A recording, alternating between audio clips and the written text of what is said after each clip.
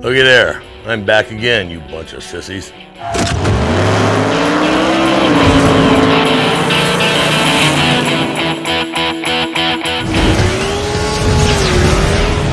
Setuju gak sih American Muscle itu identik sama mobil laki? American Muscle.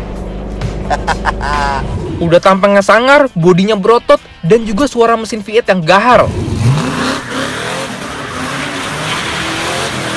Hormon testosteron di American Muscle itu kuat banget. Ibaratnya ini kayak Don Fryer the Predator di dunia permobilan. Karena sukses mengobrak-abrik di setiap event balap berkat mesin V8 yang torsinya kuat. Tapi pernah kepikiran gak sih, gimana kalau ada American Muscle yang gak kelihatan kayak muscle car? Bahkan pakai mesin yang mendapat julukan banci di Amerika sana, yaitu V6. Tapi dengan mesin V6 berhasil mengalahkan semua muscle car yang bermesin V8 di zamannya, serta akselerasinya mengalahkan supercar Eropa di tahunnya. Bahkan, mobil ini mendapatkan title mobil Amerika tercepat di tahun 1986. Ini adalah Buick Grand National.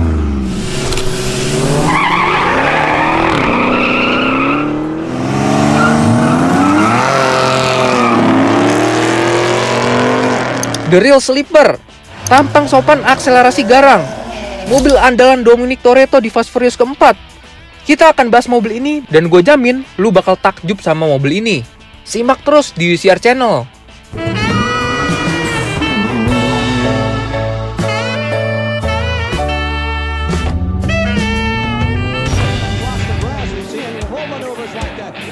Come to the finish. Here comes Waltrip. Look at him come up the inside. He hits Lonnet at the line.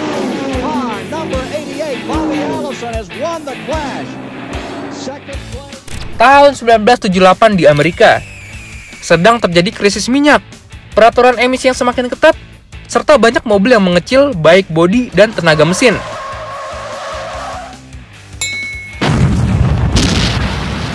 Dikenal dengan nama Malay's Era serta membuat pabrikan Amerika pusing. Gimana caranya dengan peraturan emisi yang sangat ketat, tapi tetap menghasilkan tenaga mesin yang dahsyat?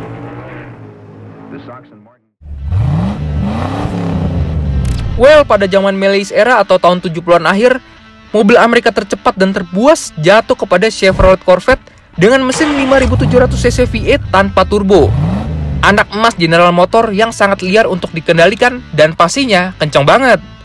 Dalam General Motor ternyata ada merek Buick juga nih yang dijuluki oleh masyarakat sebagai mobil nenek-nenek. Karena mereka selalu ngebuat mesin V6 yang underpower pada 70-an akhir. Contohnya itu ada Buick Regal, sebuah sedan dan coupe yang memiliki mesin 3.200 cc V6 dengan tenaga hanya 107 horsepower. Yap, kurang lebih mirip-mirip sama LCGC guys. Wajar sih, ini mobil lahir di Malay's Era. Akhirnya General Manager Buick pada masanya, yaitu Lloyd Reyes, berpikiran untuk membuat Buick Regal yang diremehkan, semakin kencang, semakin fun to drive, dan naik kelas ke segmen muscle car.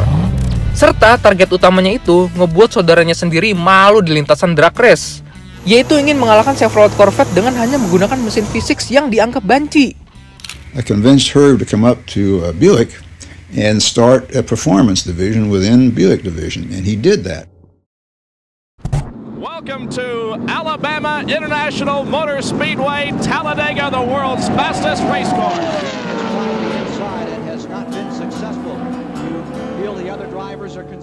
Dan akhirnya lahirlah Buick Grand National pada tahun 1982. Nama Grand National itu diambil dari event balap di NASCAR, yaitu NASCAR Grand National yang sekarang namanya berubah menjadi NASCAR Cup Series.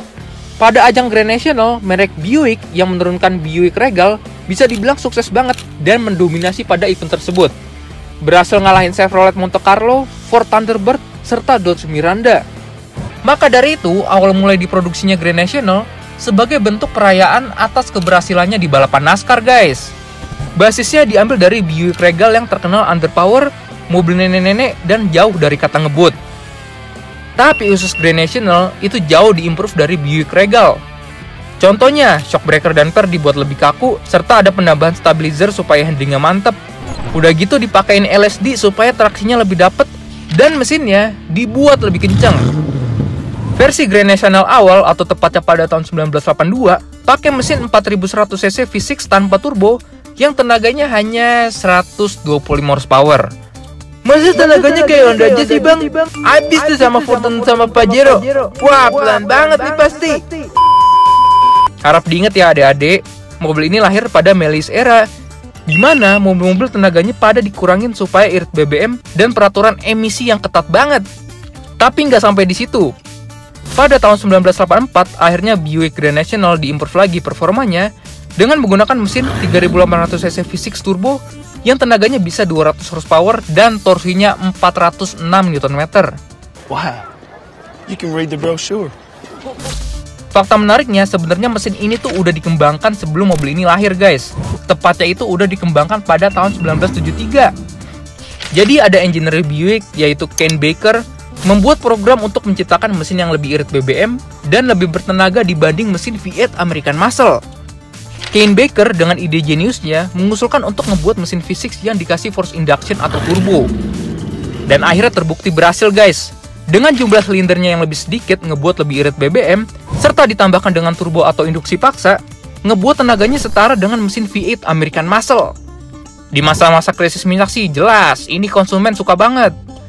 Dengan mesin 3800 cc V6 yang ditambahin turbo, mendapat respon positif dari media otomotif dan juga masyarakat. These people aren't race drivers. They just want a car that makes them feel special. Karena akselerasinya termasuk kencang banget.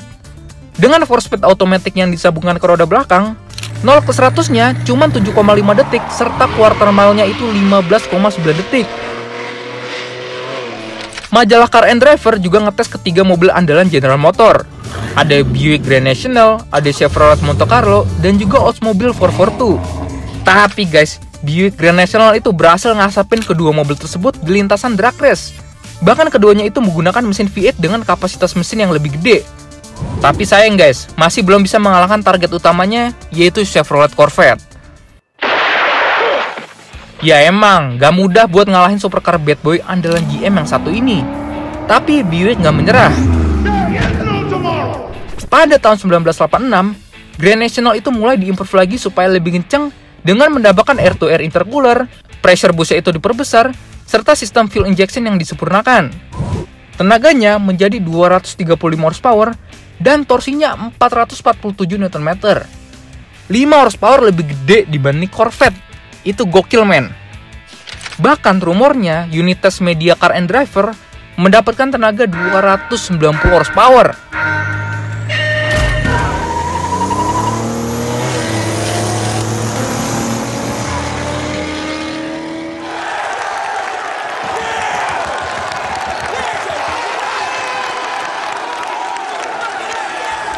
Disinilah akhirnya Buick merayakan keberhasilan mereka, karena Buick Grand National ini resmi mendapatkan title mobil produksi Amerika tercepat.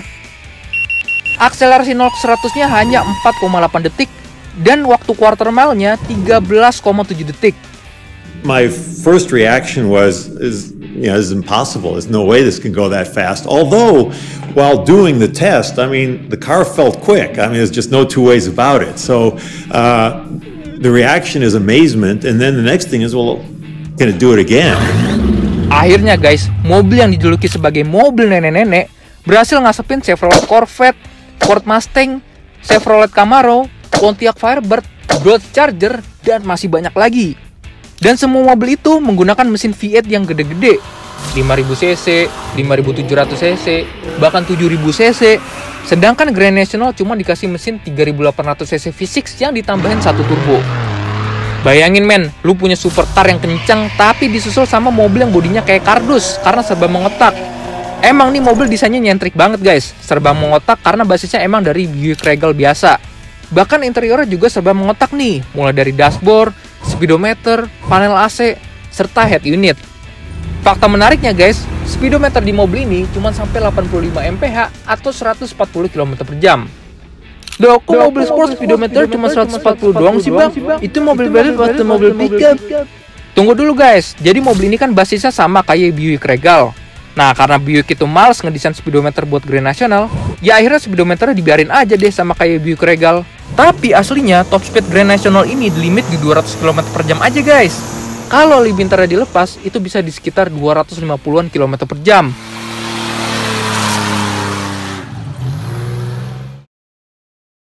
the goals of the 1987 GNX, the Grand National to end all Grand Nationals. I'm reading right from the document here. Objective, create a limited production Grand National that achieves a memorable place in the history of high-performance automobiles, one that car collectors will want to own and that automotive writers will never forget. I have never in my life seen a car that could accelerate so quickly. It was just unbelievable.